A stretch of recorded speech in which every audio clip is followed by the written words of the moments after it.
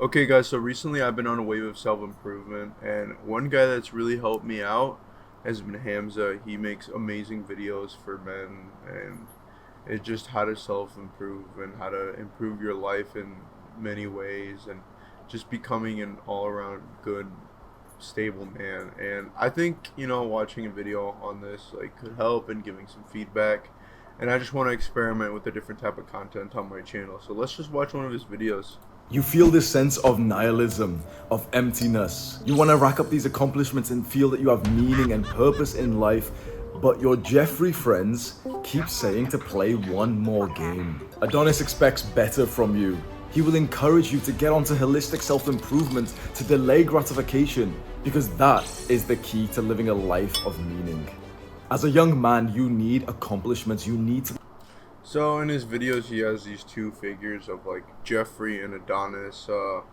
Adonis is like everything you could be at its highest, masculinity at its most powerful, and then you have Jeffrey, where it's like the weak modern men of today who just indulge in instant gratification, never get things done, pleasure, are miserable, unhappy, but it's because they fill their life with pleasure and not much ambition and hard work. And it's a lot to do with our lives being so comfortable now, and I'm sure he's gonna get into that now. Be making progress to meaningful goals if you want to stop feeling like a shell of a person. Why is it so common for the majority of young men to have feelings of emptiness and nihilism and depression? Because we don't live how men are supposed to live anymore. You need to rack up accomplishments. You need to make progress. The masculine energy inside of us has been turned down because of things like the education system. We didn't get raised in a masculine way. Our feminine teachers raised us in the way that they thought was best, but it wasn't best for us. Our single mothers raised us in the way that they thought was best, but it wasn't best for us. And not only in the way that we've been raised. So I feel like in the education system today, I feel like a lot of I don't know, I just feel like we're not being taught right in the ways that we should be. I feel like it's catered to work towards everybody, but everybody has different needs. So for example, some kids say they have ADHD when in reality they're just, I feel like that's just a leftover from when we used to hunt and just live in the wilderness. Like, we had so much energy and so many things to focus on. I don't think that's necessarily a thing oh, it's a bad thing, but it's also due to social media and the attention span, the way that ruins your attention span and damages you. Not being able to focus, not being able to work just ruins you. Not being able to work on your passions, your projects, or anything you're passionate about, due to TikTok or even somewhat YouTube, not to the same degree obviously, Instagram, just ruining your attention span. That way you can't create and you can only consume. Most companies these days only want you to consume, but I feel like you need to create in order to grow as a person. You can't just always consume. Consuming is something you should do when you're younger. Creating is something you should be doing as you get older. The more you get older, the more you should create. Raised by people, but the way that we've been raised by technology. You know it yourself that we live in a time of comfort and pleasure. Comfort. So that's another thing I was saying is life right now is way too comfortable for us. We should learn how to self-induce suffering in good ways. So a good example is that is working out, going to the gym and not wanting to but going to anyways, not out of motivation, but out of discipline, because you're not gonna feel good every day, right? You're not gonna feel good. And I feel like a lot of the people, especially me, I used to weigh 250 pounds at one point, and if I only went to the gym when I felt motivated and good, I would still be fat as fuck. I'm not saying I'm good now. I still want to improve and I still want to get better, but I'm way better than I was before because of a certain level of discipline that I've built up for myself, of knowing that it was showing up, putting in the work, even when I don't feel like it, is gonna pay off in the end. Is the killer of man. Discomfort is where your masculine energy grows. So you're watching this video right now and you feel this sense of emptiness.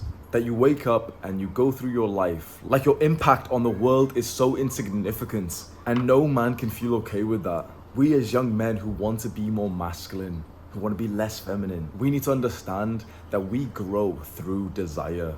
Does that make sense? Okay, we grow through desire. We grow through wanting more. Imagine like men 100 years ago, 200 years ago, they thought to themselves, I will not accept my family being in poverty. And so I will work hard. I will join the military so that I can provide for my family. They had a desire, they had a purpose, a mission that gave them life. We have no desires, we have no missions, we have no purpose. Why don't we have desires? Because that's certainly something that all of us have. We all have desires. We can't tap into them anymore. Our desires, our masculine goals, the things that we want, have been stripped away from us because of modern technology. Our desire for women, for love, for intimacy, for sex has been stripped away by porn. Our desire for brotherhood, of achievement, of status and progress has been stripped away by video games. You are not hungry, so how do you expect to have this massive desire to improve in life? Picture a tribal hunter. He is renowned, he is amazing. We all know he will come back with the meat. He will feed the entire tribe.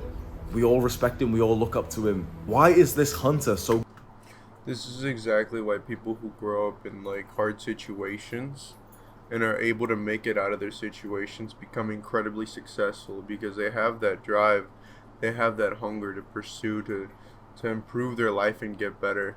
That's why you see a lot of UFC fighters, like just look at Conor McGregor, like before he had all the fame, the glory, the money, he was so passionate about fighting and wanted to just become the best fighter known to man, and became amazing, like did these amazing performances, and now he doesn't have the same hunger. I'm not taking anything away from him, obviously. He's still an excellent fighter, but he's just not as motivated and driven as he used to be, and understandably so. He has everything he could want.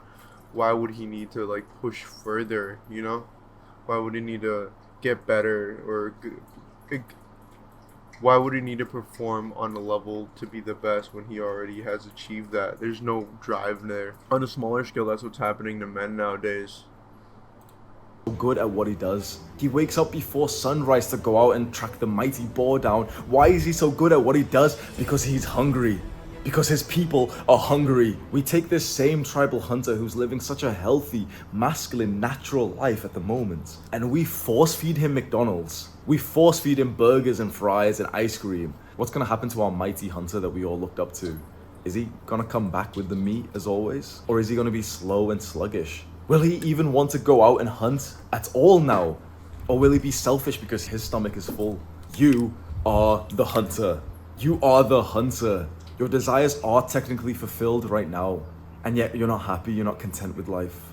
You clicked on this video because you have this sense of emptiness about you, and that is no way to live. In the tribe of Adonis, what you see in front of you, we help each other grow. We instill purpose and meaning and a mission onto our brothers. I've lived with this feeling of emptiness with total pleasure. Just 2 years ago, all I was doing was indulging in instant gratification. Instant gratification is the activities that give you pleasure right now, but they're not hard.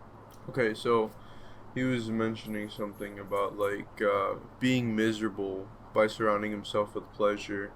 Now, surrounding yourself with pleasure on the surface seems like it'd be like a good thing to do. Like, oh, I'm happy. I'm playing video games. I'm eating my favorite foods. I'm doing the things I love, or that make me feel good. You're chasing happiness, and that's why I say happiness isn't something. It shouldn't be your main goal in life, because it's not. It's something that comes and goes, and it's not something that you can keep forever.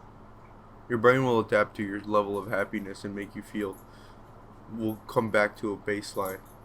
But if you chase things like fulfillment, self-improvement, just things like that that help you improve, they will be harder and they will not feel as pleasurable, but you will feel a stronger level of happiness in the fact that you're doing hard things, but those hard things are gonna start to make you happier. So if you stop doing a lot of these bad habits that he's talking about, like junk food, video games, things that aren't like adding to your life, that aren't making you a better person, a better man, a more masculine man, and then you learn to love the things that like are like weightlifting and just things that are gonna make you and improve you and make you a stronger man, mentally, physically, spiritually. You're gonna find that after a while you're gonna love these things and they're gonna make you feel good about yourself, but they're also going to make you happy.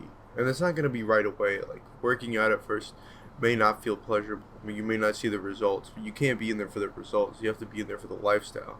It has to be a change of lifestyle that springs upon these changes to your mental health.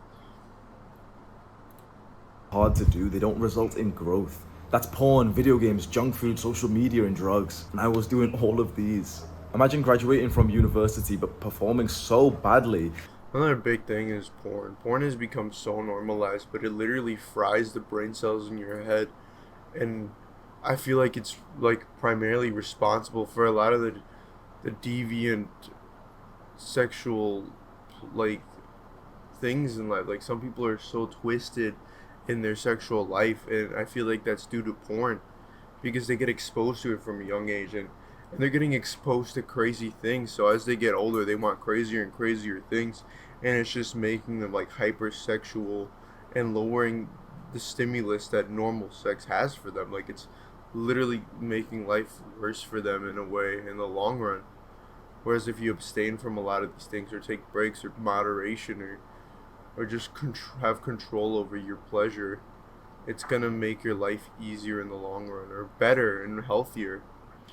Hey guys, so I hope you enjoyed that video. That's really all I have for that conversation. I have another part of that video that happened a little bit after that I'm gonna make a different video on.